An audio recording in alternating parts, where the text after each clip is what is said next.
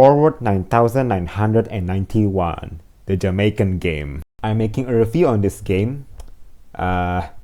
Ignore these people. I'm way better than them, trust me. So, how do you make a review again? The year is 1999. The world is filled with Arcanum, their fancy word for magic, until suddenly, a rain, not from the sky mind you, from the ground, and falls to the sky.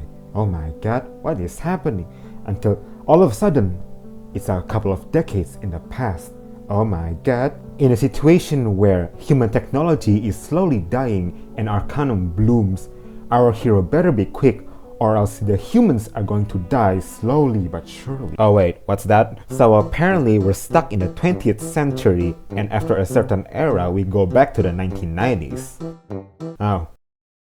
What's the damn hurry then? Saint Pavlov Foundation, claiming to be working for the peace of both Arcanists and humans, while Manus Vindictae, claiming that they are willing to do anything for the Arcanists by any means necessary. Oh, the nuance, the drama, both sides may be good, maybe also bad. Well, who to join? What's that again? Except for the select few, the Manus makes their followers wear masks that brainwashes them. Oh.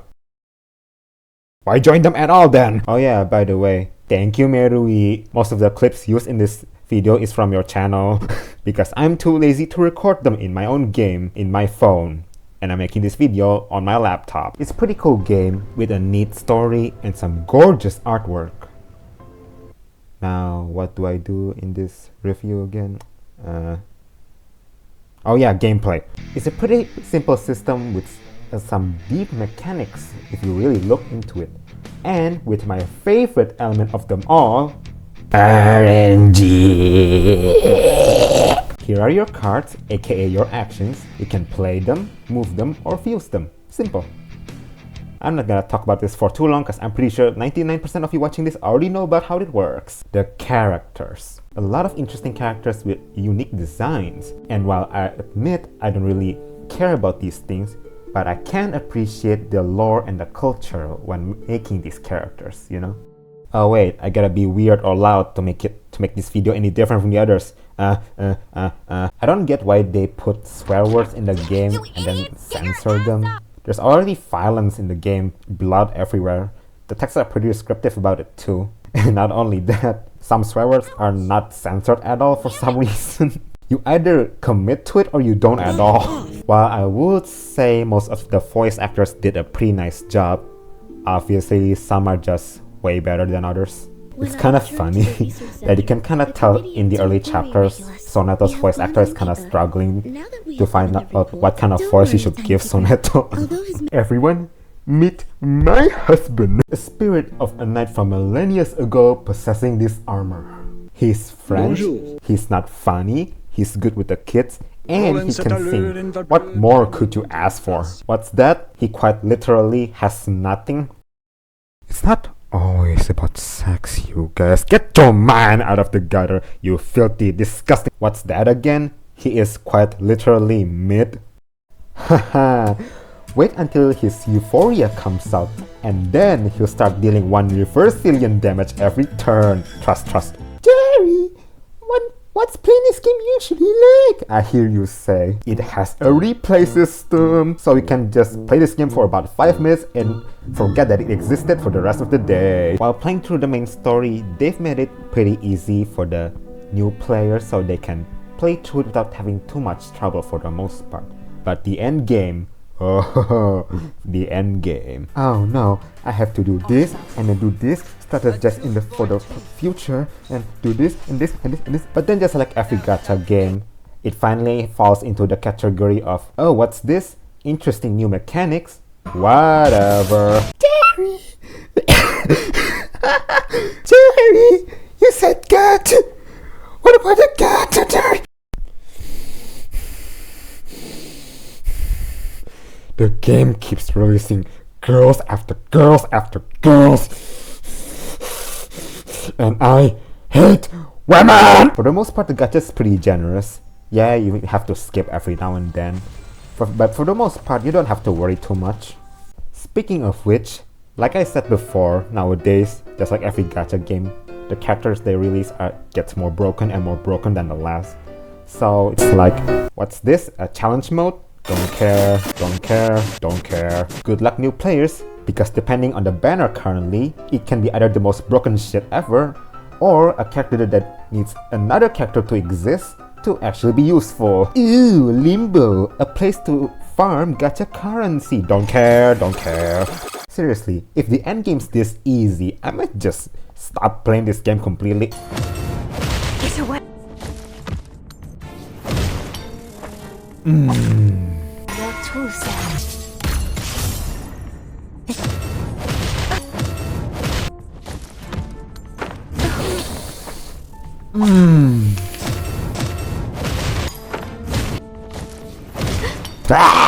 I beat all of them in about a couple of days. Good luck new players, I guess. I do like this though. It means the game is constantly trying to improve. Not perfect, but it is trying constantly to improve upon itself. And ooh, what's this? Limbo is getting an update, and you can get more gacha currency, and call me crazy, but I don't think any other gacha games do that. Oh wait, it's still piss easy. Never mind. Miss New Bebel's Rehab Center? Something new, oh wait. Don't care! Now what? I guess I can kinda give a tier list about the story so far. That's right, you've been bamboozled. This video is a tier list for the story the whole time. Haha. Time to give a ranking of Reverse 1999. It's a pretty strong start. It really sells you the idea of what the storm really is. You know, Regulus. For someone who just lost her whole world, her family, her friends, everything. Despite everything, she seems to be handling it pretty well.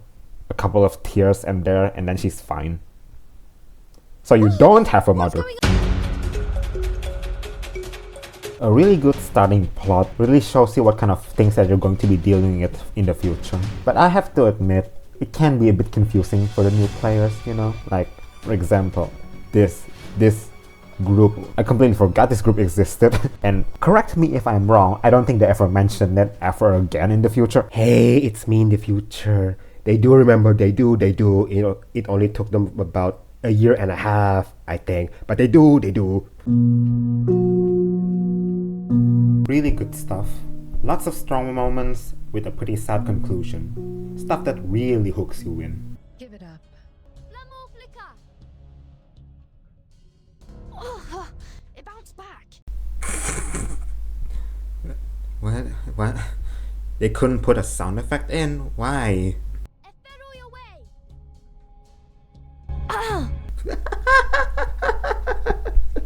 So awkward, bro. This one's good too.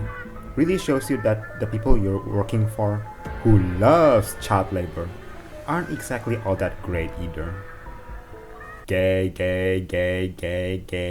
homosexual, lesbian, gay.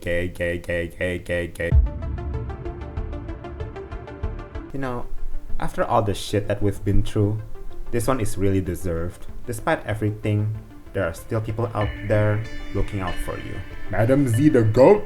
祝你生日快乐，祝你生日快乐，祝你 wait, no, you were doing so well, no! We will never forget. You know, for their very first side story, it's okay. I'm not someone who is easily wowed, but it's fun. Random bullshit plot convenience device.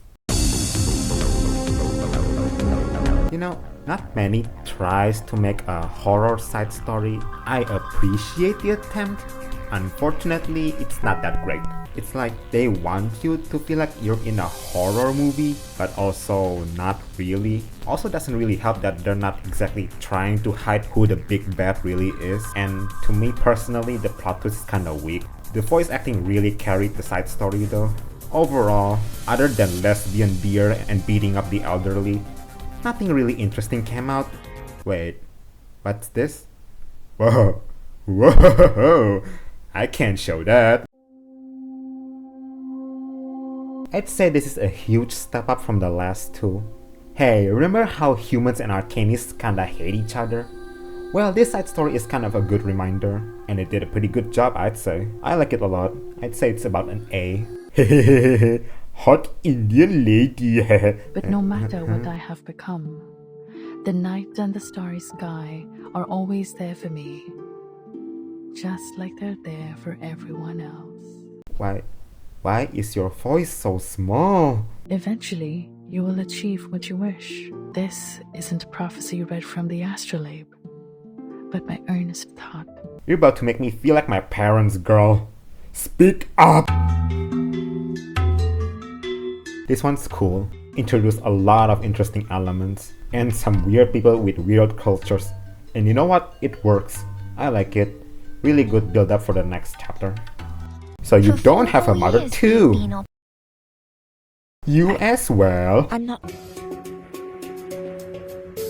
It's fine, though I have to admit, something inside me tells me it went a little kind of like this. Oh shoot, we forgot to put conflict in it. Oh, humans and Arcanists hate each other.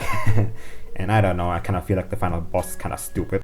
And also, when you got and talk to Desert Flannel, all she talks about is how her fucking toy pet is like the best thing in the whole goddamn world. But like, during the entire story, she never once mentioned it. Like, why is this toy so important then if she's not going to use it at all during the story? If you're gonna make an Arcanist who's so obsessed about this one thing, can you try to make that one thing important as well in the story? You know, it being their Chinese New Year and their very first limited banner and all, you'd think the story will be amazing. But no, it's not. Kinda irritating actually. Hell, I remember about hours later, I'm trying to convince myself maybe the story is good and I just read it wrong and I'm stupid. No, it's not. The worst part is, the whole story could have been avoided if they just talk. Oh, Getian is a mystical creature from the mountains, so he's socially stupid. No, dumbass bird. Stupid. Dumb. Idiot. Bad bird. The way he is speaking is interesting, rhythmic, like singing. No, he's not. What the hell are you talking about? You're blind, not deaf. And also, slight nitpick. Madame Besmer, Yenny say, understandable. They're not Chinese. However,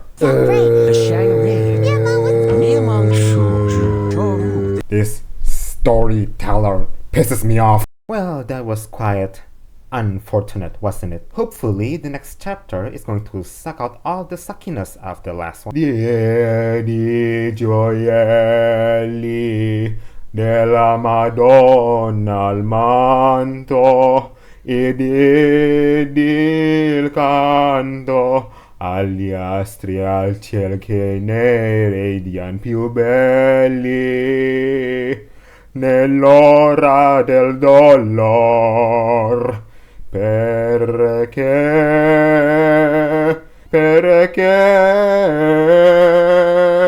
Signor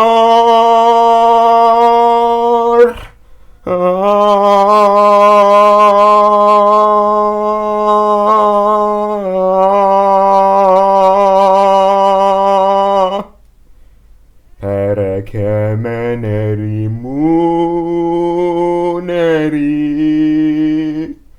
così.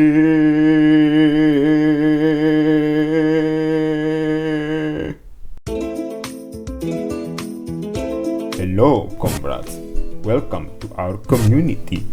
You shall join us, work with us, together, and for the good of us all. But seriously though, it's fine. It's their anniversary and it really shows. Great moments all the way through, and with a very strong bittersweet ending. Though I have to admit, I'm a little disappointed in some areas. Like the final boss. You can't even go fight them again after the event ends, I've checked.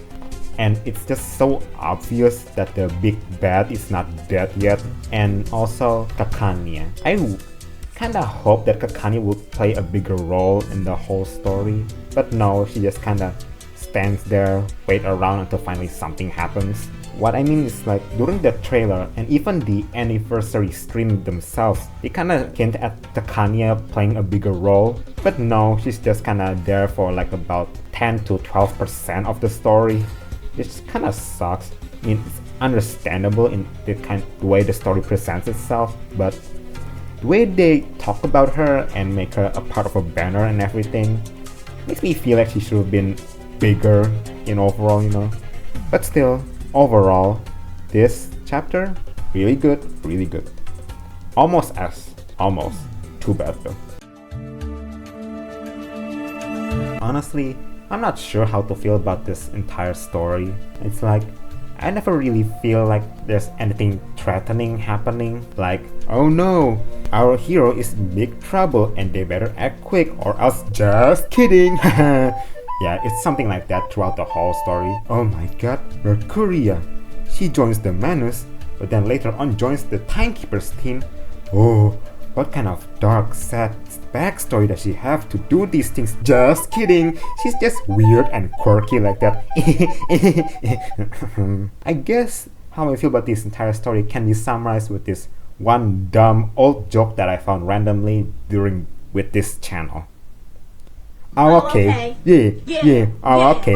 Yeah. Oh, okay. Yeah. Oh, okay. And also, I haven't mentioned it, but every event there are these character stories about the featured characters on the banners, you know, like a deeper insight into what kind of person they are, you know, like their backstory or their personalities or how they view things. But on this event, I don't feel like I've learned anything new. Like, oh, Jay is a street guy and he helps people. I've known that in the story. Mercuria, she's weird. I've known that already. There's also Kimberly, later on turned into Anjonala. There are some things I don't like about her, but I'll talk about her later. For now, to the next side story. They've made yet another horror side story, but this is a huge step up from the last one. I even remember getting spooked once while playing this story. I'd say this one is pretty good, almost got an A, I'd say. But there's also Kimberly. Now, here's the thing, this whole story, well, it's almost kinda like the last one too, but especially this side story, I feel like this is just a huge build up for the next chapter, which might be fine because of the way, you know, release patches and everything. But like, depending on the time you play this game, you might not be able to see this story at all, which just makes you confused later on. You're gonna have to go to YouTube and everything, and that's not exactly great now, is it? Now, this goes back to Kimberly because, like I said earlier, she later on turned into Anjonala, and she joins Vertin. Now, that might be fine, however, the way she's introduced is the thing that I'm not very happy about. To even know about where she comes from and everything, you need to see this side story specifically to understand slightly about what's going on in the next chapter. A better way to do it is, to me personally, tease the character a bit in the side story, kind of like, ooh, who are you, you know? I've got a bit of insight into who you are, so that later on, when you see them in the main story, kind of like, ooh, I know you, but for the new players who just stumbled into this story and didn't read the side story, they can still be like, ooh, hello, interesting new character, you know? Make it so that all players can enjoy this character while also not alienating too much your new players. Can't be that difficult, right? Hell, I'll even say it, in this side story, Vertin shouldn't be here. It should be someone else entirely. Sonato. It can make sense because in the next chapter, Sonato isn't there at all. So yeah. Let's talk about this train wreck. Man oh man, where do I even begin? Are there some interesting elements in this one? Yes. Is it good? No. Now, to try not to get into spoilers too much, I'm just gonna talk about the characters that are in this story. Let's start with Anjonala. Is she interesting? Yes. Is she executed? Great. No. Here's the thing about her. Kinda like what I said earlier. In this chapter, 14 acts nice to her, and then she acts nice to us, and then she became our friends and everything. Yippee, great. And she has a tragic backstory. Yippee, great. Unfortunately, and also they make her to be like very important thing in this whole story, like, oh, she's so important, just about everyone wants her, but she didn't really do much of anything. Yeah, she saved us in the story, but like after that she just kinda tags around and just do nothing, which kinda sucks, you know, because her voice actress did a really great job and they underutilized her a lot. This also goes back to what I said earlier, but Fortin shouldn't be there. She acts nice to her, but like, why though? All you know about her is that she tried to kill your friends. Why are you nice to her? At least with Drufus, it makes sense. But for her, personally, I don't think it makes sense at all. So yeah, potentially great character, executed very poorly to me. Lopera. Am I supposed to feel sad about her? She talks about betraying and everything, but like her relationship with her foster family isn't exactly very deep to me. Like they don't really show much of interaction other than yes sir, yes sir, yes sir, and then out of nowhere she lord dumps her entire backstory to Anjonala, which is like, why? Once again, potentially great, executed very poorly. Another thing, as an arcanist, she has this alchemy stuff, right? A crucible to make random bullshit, right? And you'd think like, ooh, she can do alchemy. She must have some kind of backstory about it, like maybe during childhood she learns about those things with her family. But no, it's just some random bullshit that she picked up along the way. She can't even use it. Random bullshit plot convenience device. Here is my impression of Moldir. I am very happy right now. This is so sad. I am very angry right now. I am very emotional. She could work, you know, her voice actress, her voice, her sound, everything, it could work. However, her voice actress, can you just try to sound, yes, a bit more emotional, please. Time to be racist for a few minutes. Igor, Jesus Christ, old man. His accent is so thick, the only way you can understand him is through the subtitles. Like, go back to your bed, old man. Mr. Duncan. Once again, he's fun. His voice actor, great. Underutilized, damn it. And also, I guess I should mention it while I'm here. So like, in this chapter, we're set in Brazil, right?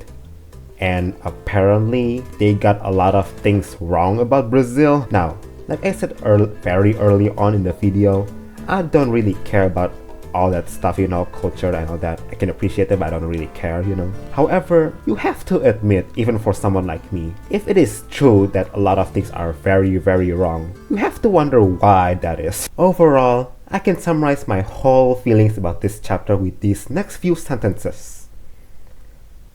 Oh, okay. Yeah. Oh, okay. Yeah. Oh, okay. Yeah.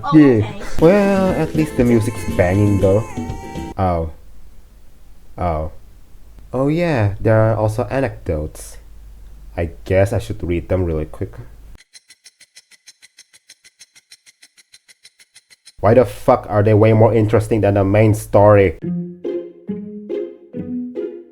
I'd say it's a pretty good turnaround from the last event. And you know what? I'll just say it right now. I don't give a shit about the whole Uluru thing. Who the hell cares about sports anyway? The only reason I'm putting it so high is because of Willow. The only reason this chapter is any interesting is because of Willow alone. Willow herself is the best part of this whole side story. If she's not here, I put it B yet again. But genuinely though, yeah, Willow is like the best part. I genuinely feel sad about her. The raw emotions coming from her, bro, it's great. Voice actress did a really great job. Kinda sad for me that she only appeared like about half of the story and then that's it. Yeah, she appeared again in the climax, but kinda wanted her to appear more, you know. But still, like I said, Willow saved this side story. And finally, the latest story while making this video. Let's get to it. It's sad, but they've learned absolutely nothing. Just kidding! Best story ever! Reverse 1999, the best gacha game ever made! Haha! Glory to China! I have to say though, kinda feels like it should have been a new chapter, not a side story. Most of the main story focuses a lot on the storm, and this one does too, which is kind of weird to me, you know? Seems like a lot of important plot elements, and like I said earlier in the Tuesday's Motel thing about certain players not being able to see this story. Well, funny, isn't it? But still though, overall, it's good. It's good stuff, you know. Strong moments, sad moments. Personally, I love it. I can't really complain, honestly. For fuck's sake!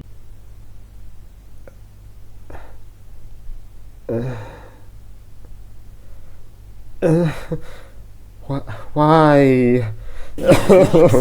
Why, God, no! I hate this! Stop it now! Bring back the censorship! They're just advertisements.